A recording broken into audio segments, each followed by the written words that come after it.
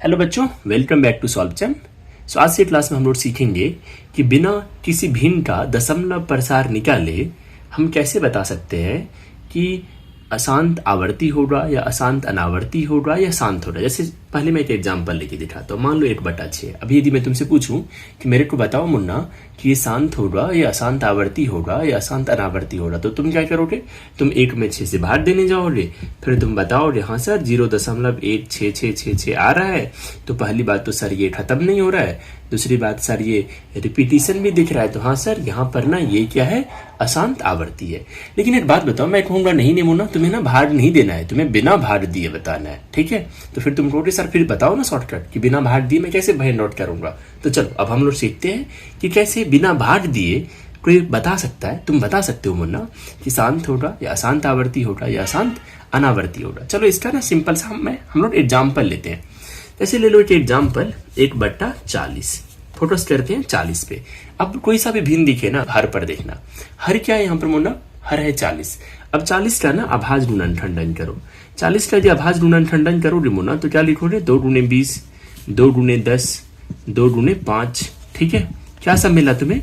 तुम्हें मिला 40 = 2 × 2 × 2 × 5। एक बात बताओ मुन्ना, 40 के अभाज्य गुणनखंडन में तुम्हें सिर्फ और सिर्फ 2 और 5 ही दिख रहा है ना, जिसमें सिर्फ और सिर्फ तुम्हें 2 या 5 ही दिखी आभाज्य संख्याओं में। मीन्स ये क्या है तुम्हारा? इसका दशमलव प्रसार क्या होगा? शांत होगा। अभी नहीं समझ में आ रहा है? चलो एक छोटा सा एग्जांपल लेते हैं। मान लो 1/25 ले लो। 1/25 में फिर से क्या करोगे? सिर्फ और सिर्फ हर पर फोकस करोगे। अब 25 का यदि अभाज्य गुणनखंडन करोगे तो क्या दिख रहा है तुम्हें? सिर्फ और सिर्फ 5 दिख रहा है यहाँ पर। 25 = क्या लिखोगे? 5 × 5। अभी मैंने तुम्हें क्या कहा था? मैंने ये कहा था या तो 2 दिखे हर के अभाज्य गुणनखंडन में, या तो 5 दिखे, या फिर ये दोनों दिखे। इन सब के अलावा कुछ और नहीं आना चाहिए। इन सब के अलावा कुछ और आ जाएगा मीन्स वो शांत नहीं हो रहा। यहाँ पर देख रहे हो सिर्फ और सिर्फ 5 आ रहा है ना, तो क्या बता दोगे मुन्ना कि हाँ इसमें शांत हो रहा है। ठीक है, चलो एक और एग्जांपल लेके मैं बताता हूँ।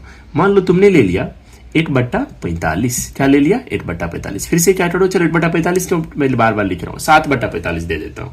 ठीक है, अंश से जब अपने कोई मतलब नहीं है, सिर्फ और सिर्फ हर से।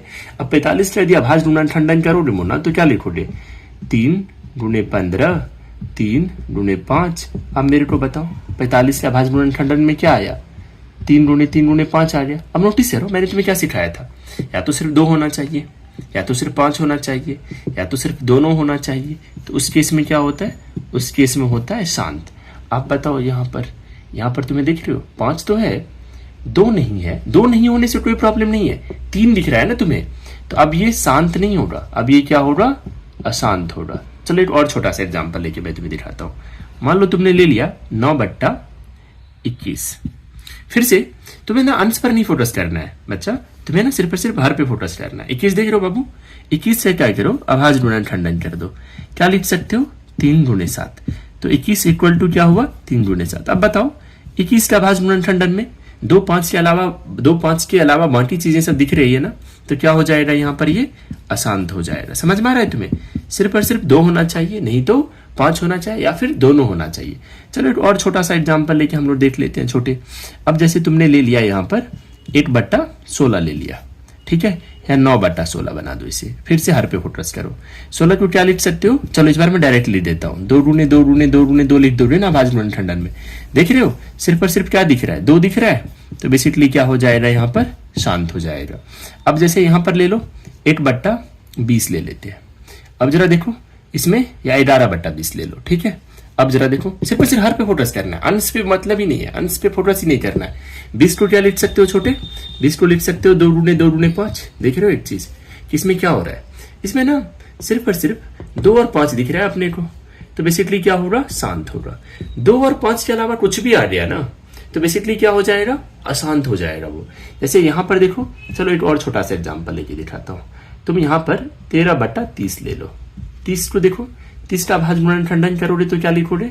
30 का अभाज्य गुणनखंडन पे लिखोगे 2 × 15, 3 × 5। ठीक है, अब जरा देख रहे हो 30 में क्या सब आ गया? 2 × 3 × 5 आ गया ना। देखो 2 और 5 तो है, लेकिन फिर ये 3 क्यों आया? 2 और 5 के अलावा कुछ भी आएगा ना छोटे, तो तुम्हारा क्या हो जाएगा? अशांत हो जाएगा। तो ये बेसिकली क्या हो गया? अशांत हो गया। ठीक है, चलो अब मैं तुम्हें छोटा सा देता हूँ होमवर्क। तुम्हें ना बताना। अब तुम्हें समझ में आ गया होगा कि या तो सिर्फ 2 होना चाहिए शांत होने के लिए, या तो सिर्फ 5 दिखना चाहिए, या फिर दोनों दिखे। इन सब के अलावा कुछ भी और दिख गया ना मुन्ना, तो वो तुम्हारा शांत नहीं होगा। ठीक है, तो चलो अब एक छोटा सा एग्जाम्पल मैं दे रहा हूँ, छोटा सा एग्जाम्पल क्या, मैं तुम्हें सवाल दे रहा हूँ बनाने के लिए, उसे सॉल्व करो और कमेंट करके बताना क्या है क्वेश्चन।